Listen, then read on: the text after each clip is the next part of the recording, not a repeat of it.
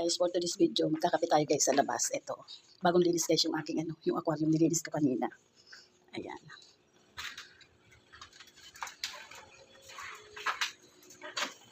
Ayan guys. Ayan, tingnan nyo guys, oh. Ayan guys, bagong linis na daw yung aking aquarium. Pero guys, bali 4 ang namatay dito ng isda guys. Baka sa isang araw, dagdagan ko naman to. Ito rin yung beta, bagong linis din to guys. Ayan na. Ayan na. Nakakatawa talaga, sabi ko dito ako magkakape. Ayan o. Ganda ko talaga dito guys sa bato na to. Ayan o. Brenas ko yan guys. Talagang ganyan siguro talagang kulay niya. Parang antique. Panda rin natin itong electric fan guys.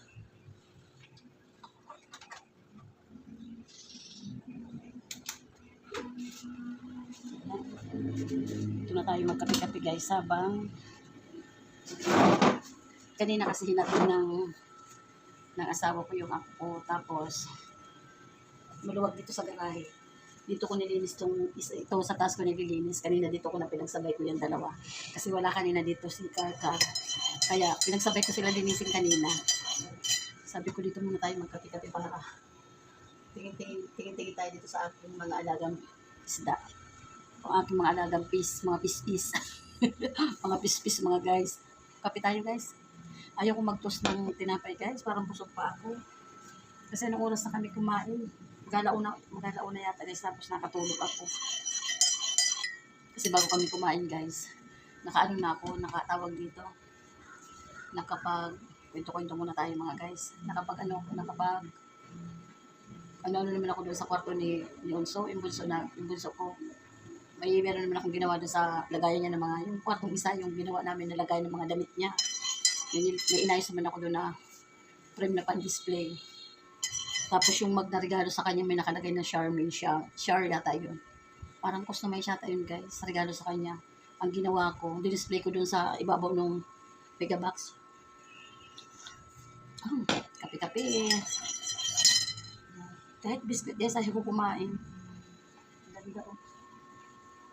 Ganda rin ito. Ganda nito guys kung mayroon yung parang iba't ibang kulay. Kaya lang ito guys, yung beta. Hindi daw pwede niya na may kasama. Kailangan talaga nag-iisa lang siya. Ang ganda pa naman guys yung yung pinakapalikpik niya yun, oh. Talagang bumubuka yan. Ang ganda, oh. Ganda niya, oh.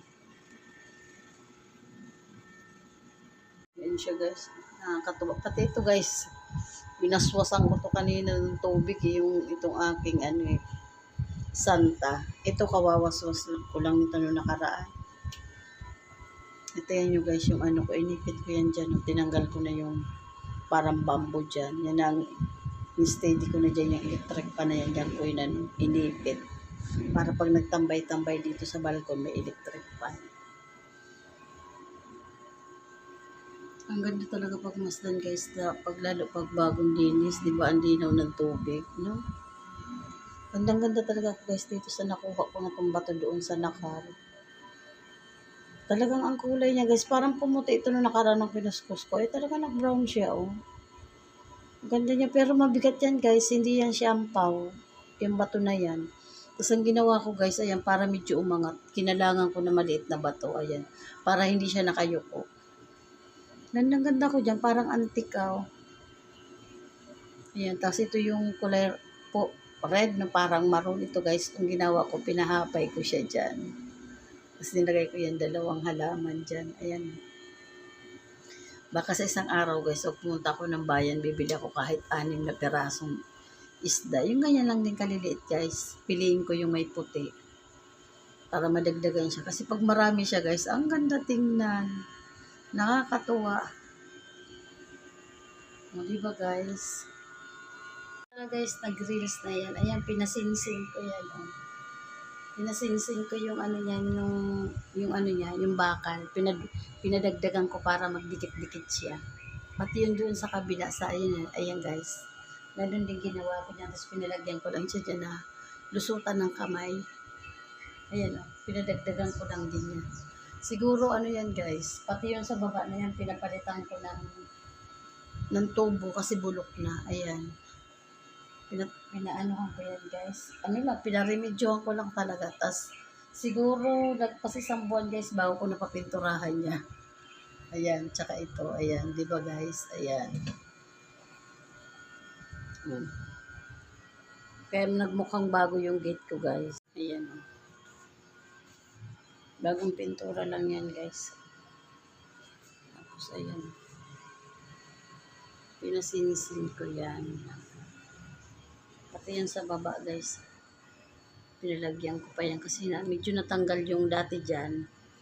Pinapalitan ko, ayan.